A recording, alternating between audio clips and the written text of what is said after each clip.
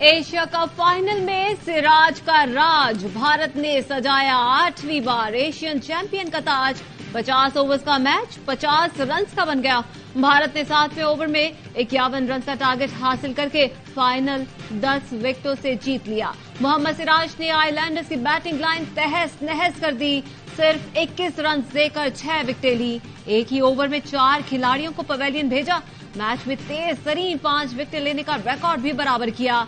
हार्दिक पांड्या ने 3, बुमराह ने 1 विकेट हासिल की। श्रीलंका के 9 खिलाड़ी डबल फिगर में भी दाखिल न हो सके। श्रीलंका की पूरी टीम 15 ओवर में सिर्फ 50 रन ही बना सकी। भारत सबसे ज्यादा 8 बार एशिया कप जीत चुका।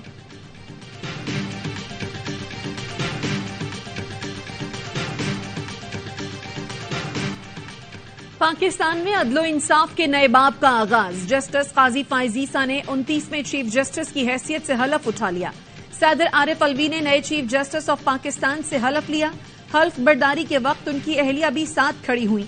ऐवान सदर में होने वाली तकरीब में निगरान वजीर आजम Anwaar ul Haq Kakar, army chief general Asim Munir और दीगर ने शिरकत की। चीफ जस्टिस काजी फाइज ईसा ने उर्दू और अंग्रेजी में हलफ उठाया। चीफ जस्टिस काजी फाइज ईसा ने 5 सितंबर 2014 को सुप्रीम कोर्ट में बतौर जज काम शुरू किया। अपने फैसलों में हमेशा आईन और कानून की हुक्मरानी पर जोर दिया।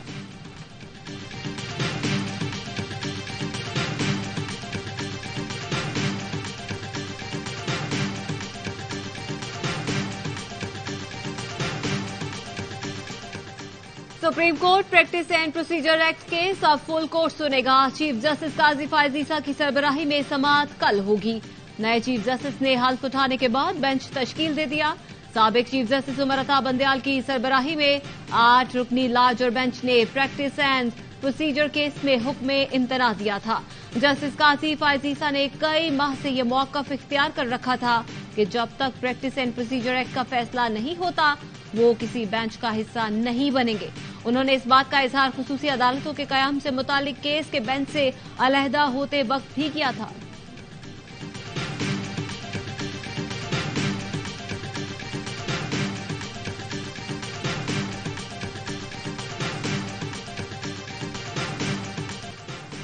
सुप्रीम जुडिशल काउंसिल और जुडिशल कमीशन में अहम तब्दीलियां। Justice Ijazul Ahsan supreme judicial council के रुकन बन गए।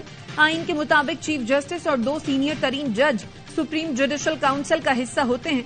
जस्टिस मुनीब अख्तर जजेस तकर्री के लिए कायम जुडिशल कमीशन में शामिल। चीफ जस्टिस और 4 सीनियर जजेस काउंसिल के रुकन होते हैं। दीगर अरकान में 1 रिटायर्ड जज, वजीर कानून, अटॉर्नी जनरल और पाकिस्तान बार काउंसिल का नुमाइंदा शामिल होता है। जजीला असलम को सुप्रीम कोर्ट की रजिस्ट्रार तैनात कर दिया गया।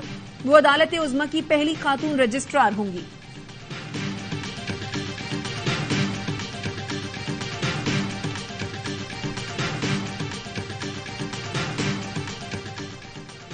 उम्मीद है कि अदल के ऐवानों में अदल की रिवायात का डंका बजेगा। शहबाज शरीफ की जस्टिस फाइज ईसा को चीफ जस्टिस का मनसब संभालने पर मुबारकबाद। कहा, आवाम अदलो इंसाफ की फराहमी के मुंतजिर हैं। अदल, आइन, कानून और ज़ाब्तों की पासदारी से ही मुमकिन है। उम्मीद है दुनिया में पाकिस्तान की अदलिया की साख नेक नामी में इजाफा होगा। दुआ है नए चीफ जस्टिस पाकिस्तान अपनी जिम्मेदारियों में सुरखरू हो। मरियम नवाज ने कहा, उम्मीद है आज से अदल के ऐवानों में इंसाफ की वापसी होगी। नवाज शरीफ को हर बार माइनस करने की कोशिश माइनस हो गई। सिंध समेत पाकिस्तान के कोने कोने में तरक्की का सफर लेकर जाएंगे। हमजा शहबाज बोले, नवाज शरीफ ही पाकिस्तान और अवाम के दुखों का इलाज है।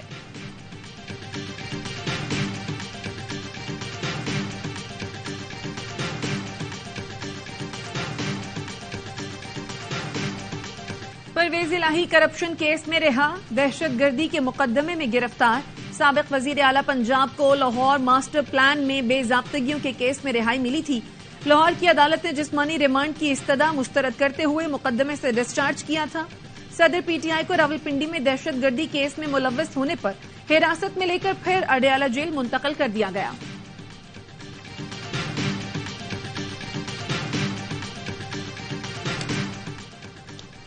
स्वात में सिक्योरिटी फोर्सेस का ऑपरेशन। खवातीन को कोड़े मारने वाले ग्रुप का दहशतगर्द कमांडर नेक मोहम्मद उर्फ नेकू उर्फ उमर हलाक। 7 सितंबर को पाक फौज और सीटीडी ने फजागट सवात में इंटेलिजेंस बेस्ड ऑपरेशन किया। हलाक दहशतगर्द साबका तहरीके तालिबान स्वात के सरबराह मुल्ला फजलुल्लाह का करीबी साथी था। ऑपरेशन राह रास्त के बाद दहशतगर्द कमांडर नेक मोहम्मद खानदान के साथ अफगानिस्तान फरार हो गया था। रबा साल के शुरू में वापस स्वात पहुंचा था।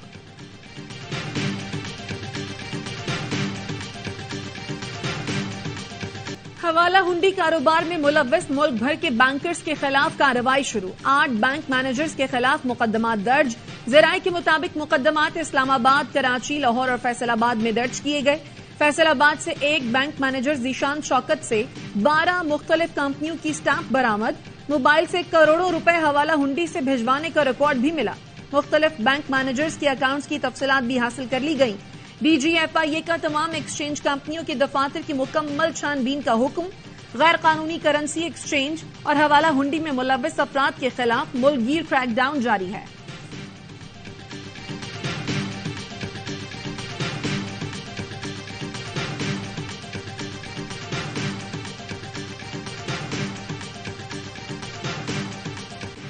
बढ़ती हुई महंगाई ने आवाम की कमर तोड़ दी। गोश्त तो दूर, दालें और सब्जी भी आवाम की पहुंच से दूर। एक माह के दौरान दालों की कीमतों में 20 से 90 रुपए तक इजाफा हुआ। आटा 160, चीनी 170 रुपए किलो। सस्ते बाजारों में भी लोगों के लिए कोई रिलीफ नहीं। सब्जियां और फल भी महंगे। आवाम कहते हैं पेट्रोल डलवाएं या बच्चों को खाना खिलाएं। किससे कहें, कोई सुनने वाला नहीं। तनख्वाह वही, लेकिन महंगाई बढ़ती जा रही है।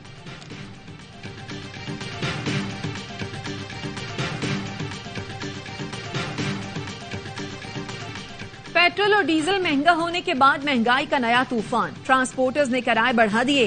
15 से 20% ज्यादा वसूली शुरू कर दी। स्कूल वैन और शटल सर्विस के ड्राइवर्स ने भी छुरी तेज कर ली। किराया बढ़ाने का नोटिस भेज दिया। मुल्तान में LPG दुकानदारों की मनमानी, सरकारी रेट नजरअंदाज कर दिया। 240 के बजाय फी किलो 270 रुपए बटोरने लगे। रिक्शा ड्राइवर्स की मुश्किलात मजीद बढ़ गईं।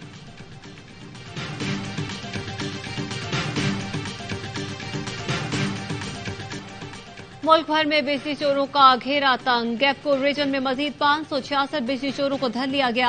4.25 करोड़ से ज्यादा के जुर्माने और मुकदमात। फैसको रीजन से मजीद 104 बिजली चोर गिरफ्तार। 1 करोड़ 16 लाख रुपए जुर्माना। छांगा मांगा में 500, बहावल नगर में 123 बिजली चोर पकड़े गए। 29 अफराद बाकायदा गिरफ्तार।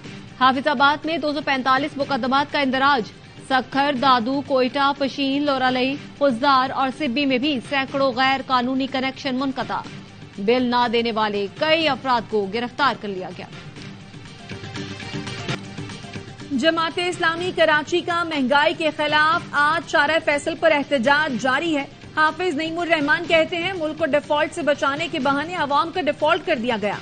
IMF के एजेंडे को पूरी ताकत से आगे बढ़ाया जा रहा है। इस तरह के सुलूक पर खामोश रहना कौमी जुर्म है। कराची समेत पूरा पाकिस्तान मैदान में निकले और एहतजाज करे।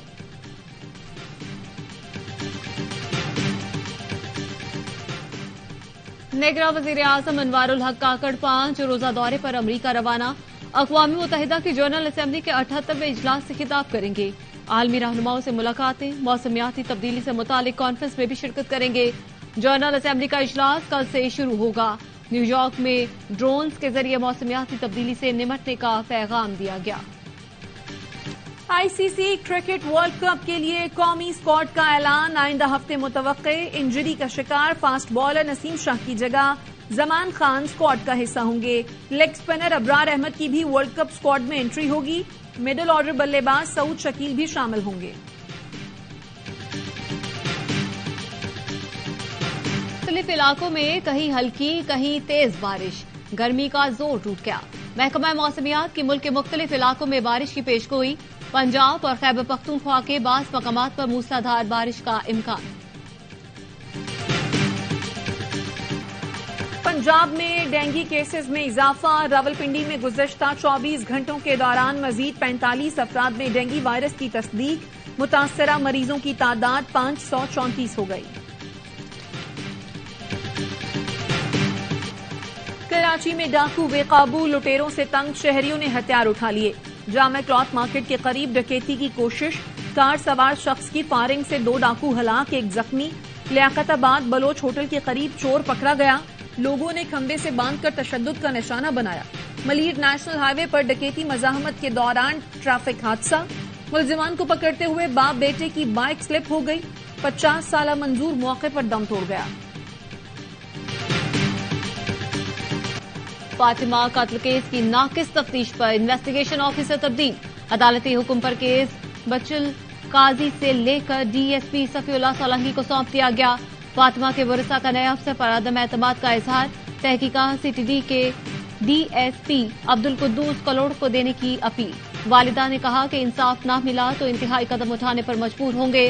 डीआईजी सक्खर की फातिमा के वालिदैन से मुलाकात, हर मुमकिन ताउन की यकीन दहानी।